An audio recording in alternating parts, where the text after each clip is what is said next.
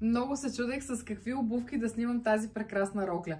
Но тъй като знам, че в сегашното ежедневие всеки желая да бъде с удобна обувка, така направих и аз. Обух си най-удобните обувки с най-красивата рокля от новата ни колекция, за да ви покажа как ще изглеждате вие в действителност. Роклята е изработена от памучна и еластична материя, която да ви топли в периода есен, зима, дори и на пролет.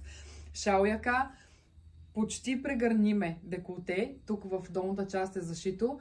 На някой пък, ако му е твърде дълбоко, разбира се, винаги може да пришиете или да сложите една брошка, но не мисля, че ще има такива случаи. Ръкавчето е достатъчно дълго, за да прикрие лакътя и в същото време да не ни пречи дългия ръкав. Дължината е около 115 см при различните размери, ще видите в описанието. Рокличката изглежда по този начин, има почти права кройка, няма сериозно разкрояване, даже да не казвам, че няма изобщо разкрояване, така че може бързо да се здобиете с тази рокля. Само ако я виждате с надпис наличен в магазина, това означава, че експресно можем да изпратим.